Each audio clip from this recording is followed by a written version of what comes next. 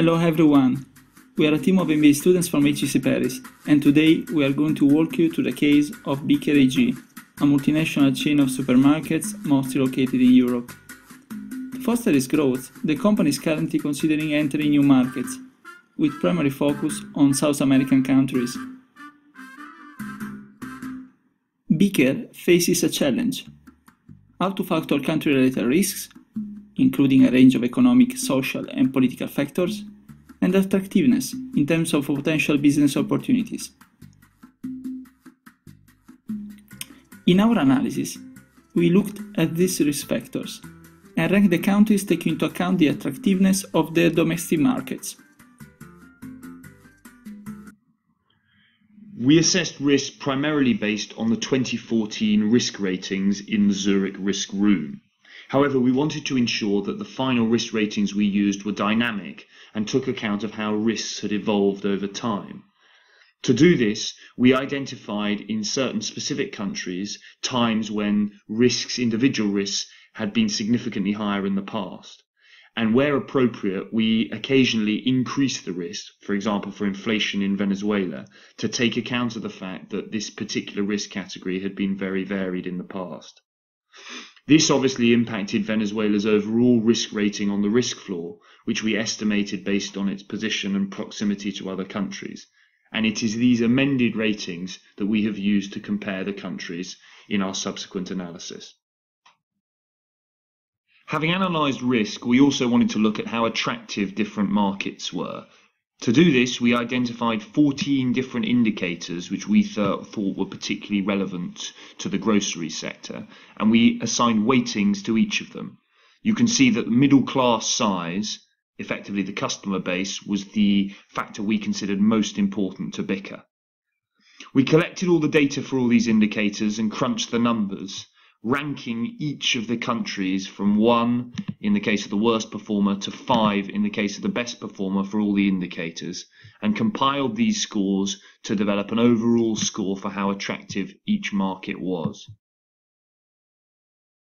Using this information, we were able to create a graphic which plots market attractiveness against market risk. The size of the bubbles reflects the size of the middle class in each country. As you can see in the bottom right-hand corner near Germany, 3 Latin American countries are most attractive in terms of risk and market size for Bicker. These are Brazil, Mexico and Uruguay, and we think this is where Bicker should focus its efforts. For risk mitigation, we analyze the individual risk factors to determine the risks which can be mitigated for these specific South American countries. We selected 5 risks under the category of business and economic risk and 3 risks under the political risk. We also believe that level of mitigation cannot be the same for all the countries, such as, by analyzing the current political and economic situation in Venezuela, we feel the degree of risk mitigation will be lower than the degree of mitigation for other countries. We present the following risk mitigation measures for the selected risk. We believe by having effective tax planning and hiring legal support to understand local tax laws, the risk of local taxation can be lowered. By engaging in local clearing agencies, company can lower the risk of custom clearance. By having better worker representation on the board and creating training program for skill development, company can lower the risk of employing workers. By joining lobby groups, industry associations, business initiatives, think tanks, and developing direct relationships with relevant departments of the government to get updated information on development in the industry, company can lower the risk of government regulation. By use of bilateral investment treaties, detailed due diligence on political connection of local suppliers, company can lower the risk of enforcing contracts. We believe that corruption is one of the biggest risks for a company in South America.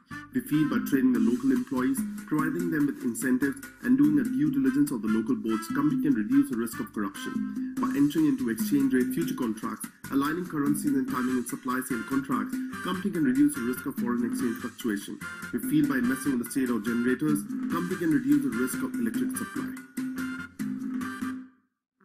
In this graph, we can see the effect of our risk mitigation measures. We have taken Germany as a benchmark, as Germany being one of the primary markets for Bicker. We can observe that post our risk mitigation measures, the top 3 countries, Mexico, Brazil and Uruguay, have moved down in the net risk, much closer to Germany.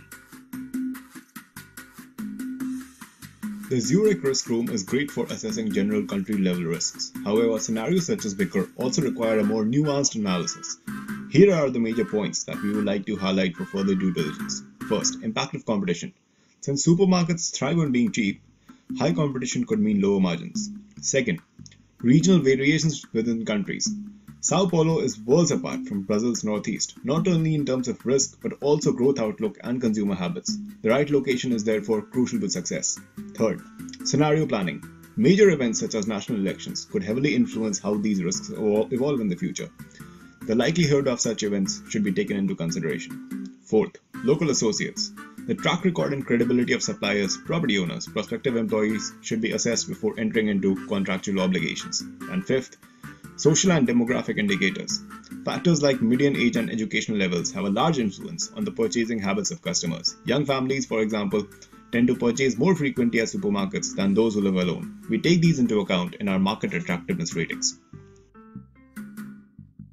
To summarize, we use the Zurich Risk Room to assess the level of risk in each of the given countries and adjust the risk scores for historical trends. Combining the risk analysis with market attractiveness yielded the top 3 countries for Bicker to venture.